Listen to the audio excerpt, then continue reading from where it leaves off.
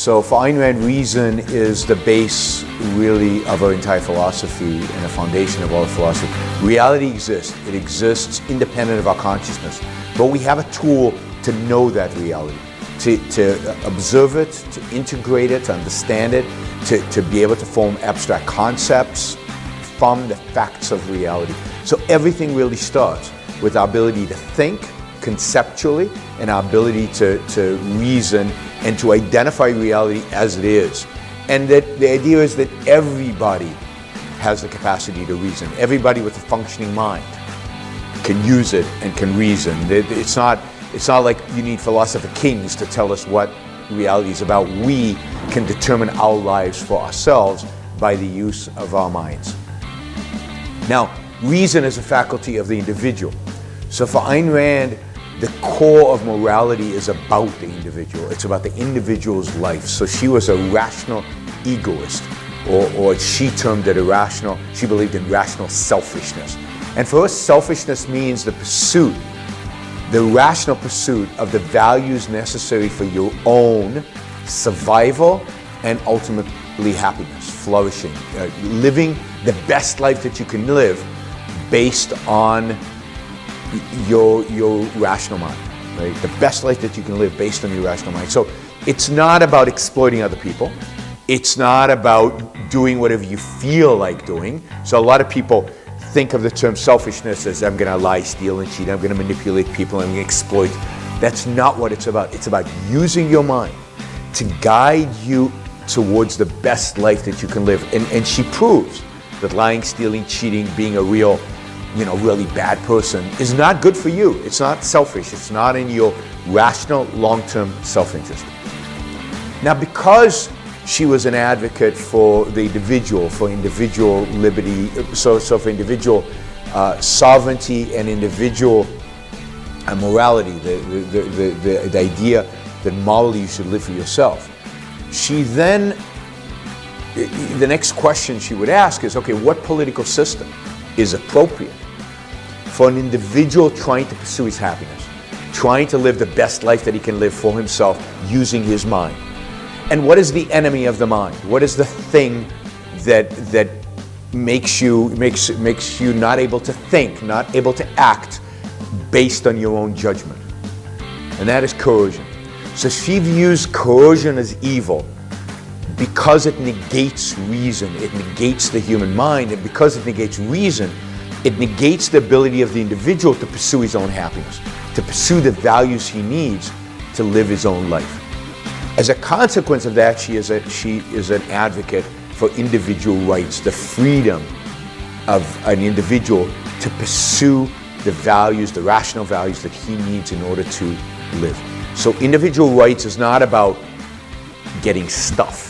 It's not about getting health care or getting a job or getting a salary. It's about your freedom from the coercion of others, so coercion from your neighbor, coercion from the government, coercion from foreigners who might come in, terrorists, foreign invaders. And the only role of government based on a system of individual rights is to protect your freedom. It's to protect your rights. And that means to protect your ability to live your life as you see fit based on your mind and your values. You have to, without the concept of individual rights, without the idea that coercion is evil, then if I'm going to use force against you to make you be good, why not? Or if I'm going to use force against him to help you because you need it, then why not?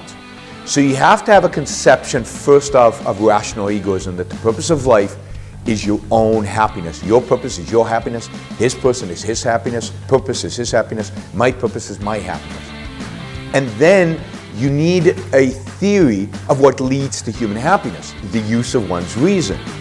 And then, only then, can you say, oh, but to use reason I have to be free of authority, free of coercion, free of force. The force is out, so what's left? Voluntary interactions between us, each one of us in pursuit of our own happiness in a win-win relationship. And if we can't create a win-win relationship, We don't interact with one another. Nobody can force that interaction. So you cannot come to laissez-faire capitalism, the idea of trade, the idea of leaving people alone to trade freely, without an understanding that reason is man's means of knowledge, it's man's conceptual ability, it's his basic means of survival, and that the purpose of life is his own well-being, and that the enemy of both of those is force, therefore force is out. One of the problems I think with many is they start with a supposed axiom, but it's not an axiom. The non-initiation of force principle, but it's not an axiom. It's technically, philosophically, so everybody believes in force.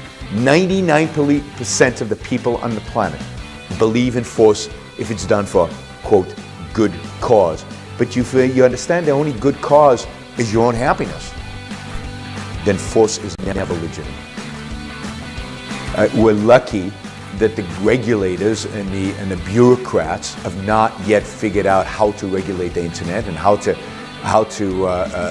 stick their fingers into the business of Silicon Valley and the people who really innovate.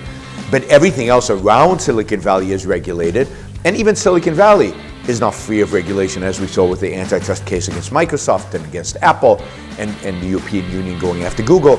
There's plenty of government there, it's just less than anywhere else.